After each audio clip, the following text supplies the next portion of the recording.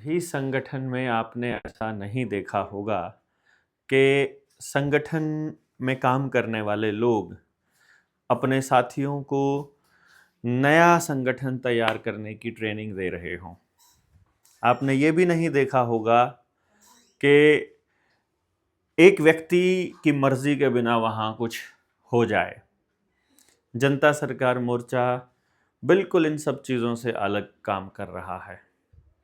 हमने ये तय किया है कि इस देश के अंदर जनता सरकार मोर्चा जैसे हजारों संगठन होने चाहिए, हमें इस बात पर काम करना है।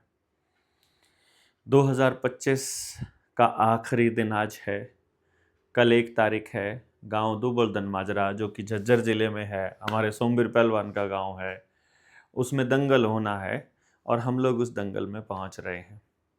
चरखी दादरी की बात हमने की थी आपसे कि हमें 2 तारीख से चरखी दादरी में जाना है, और चूंकि ये गांव चरखी दादरी से मात्र 20 किलोमीटर के करीब है, तो दादरी के गांव इस गांव के नज़दीक आते हैं झज्जर ज़िले के। तो इसलिए हमने ये तय किया कि हम 2 जनवरी 2026 को इसी गांव में इकट्ठे हो रहे हैं। जो लोग टिकट करवा चुके हैं, ट्रेनों से आ रहे हैं, उनके लिए हमने बताया कि रेलवे स्टेशन के पास बेरी रोड का पुल है, कच्चा पुल जिसे कहते हैं, वहाँ से इस गांव की बसें जाती हैं। उसका ये टाइम टेबल है, सुबह 9 साढ़े 9 बजे से चालू हो जाएंगी और वो बसें जाती हैं। अगर कोई चरखी दादरी से आ रहा है या किसी और ज़िले से, तो वो बेरी उतर सकता है। बेरी से मात्र 5 किलोमीटर है। बेरी से बसें चलती हैं दुबलदन माजरा की, वहाँ पहुँचा जा सकता है। दुबलदन माजरा में आपको वहाँ जो पहुँचना है वो मंदिर में आना है। सुनारिया चौक, यानी कुछ लोग जो हैं वो ट्रेन से आएंगे और रात हो जाती है 5:30 या 6 बजे के बाद, यानी 6 बजे के बाद कोई बस चलेगी तो वो बेरी की चलेगी, फिर बेरी से दुबलदन माजरा है। लेकिन अगर कोई 6 बजे के बाद आता है या 5 बजे के बाद आता है, तो उनके लिए आपको जो जगह है वो सुरेश का अखाड़ा है, सुरेश पहलवान का अखाड़ा। ये बहुत मशहूर जगह है वहाँ सुनारिया चौक के पास। सुनारिया चौक मात्र 300 या 400 मीटर है सुरेश के अखाड़े से, और वहाँ से फिर आपको डायरेक्ट बसें मिलेंगी, वही बस से जो दुबलदन माजरा की जो पुल से मिलनी थी। यानी जो रात को रुके होंगे अखाड़े में, उन लोगों के लिए फिर जाने का रास्ता अगले दिन सुबह का बनेगा। तो हम सारे लोग जो हैं इस रास्ते जाएंगे। हमें जो उतरना है वहाँ, बस वाले को बोलना है वो है कि नानक वाले जोड़ पे हमको उतरना है, नानक वाला जोड़ जिसे हम कहेंगे। और वहाँ गांव का मंदिर है, उसी मंदिर में हम सब लोगों को इकट्ठा होना है 2 तारीख को। जिन लोगों ने समालखा में ट्रेनिंग की हुई है वो अगर नहीं भी आना चाहें तो चलेगा, लेकिन वो अपनी उपस्थिति दर्ज कराने के लिए 1 दिन 2 दिन के लिए आएंगे तो बहुत अच्छा रहेगा। सर्दी का मौसम है, तो बहुत दूर से आने वाले साथी जिन्होंने टिकट करा रखी है उन लोगों के लिए तो है कि वो तो आप आ ही जाइए, पर जिन लोगों ने टिकट नहीं कराई है उन लोगों के लिए है कि आप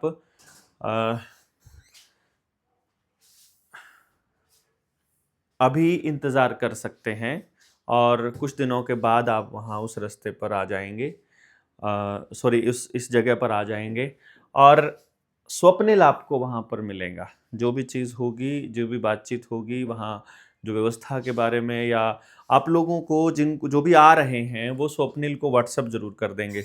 7981140593 ये नंबर है स्वप्निल का। इसको आप व्हाट्सअप कर देंगे स्वप्निल भाई को, तो ये आपको ग्रुप में ऐड कर लेंगे। हमें मालूम पड़ जाएगा कि ये लोग दूर से आने वाले हैं, जो ट्रेन वगैरह से आएंगे, जिनके लिए व्यवस्थाएं करनी है।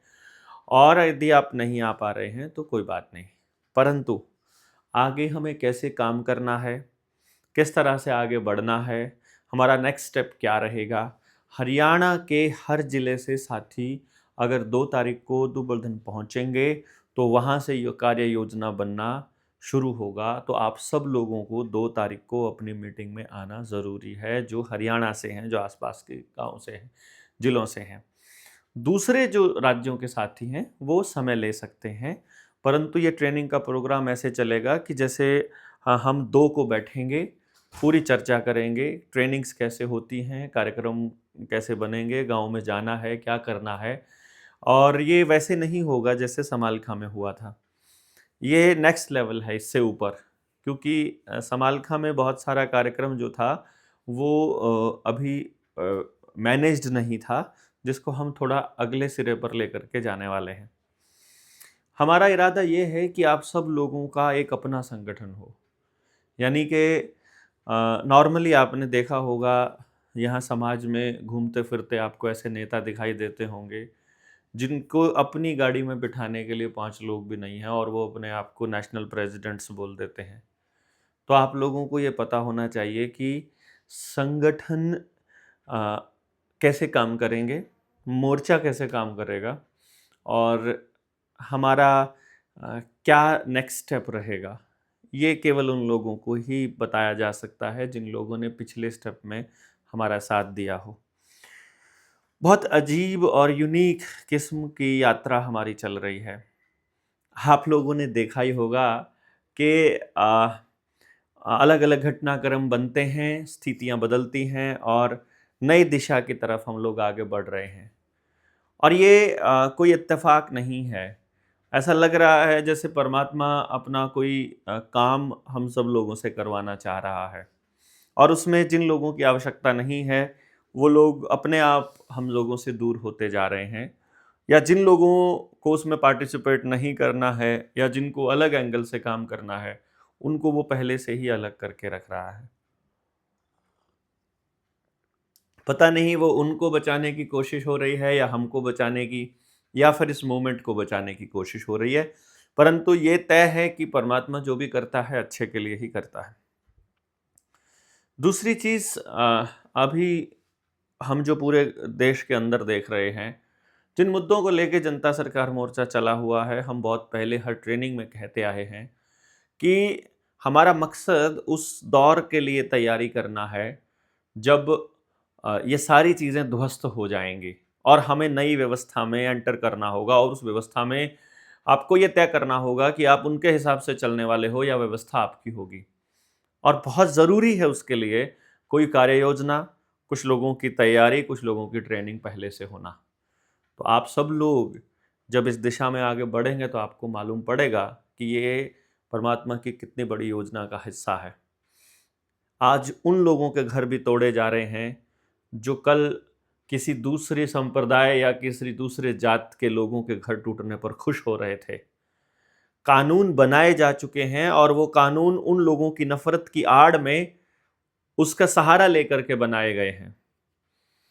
पूरी तरह से हम लोगों को ये कहा जा रहा है कि ये देश चलेगा तो अंग्रेज़ों के हिसाब से चलेगा, और हम लोग ये मान चुके हैं कि अंग्रेज़ों का दिया हुआ संविधान हमको अपने ऊपर लादना है।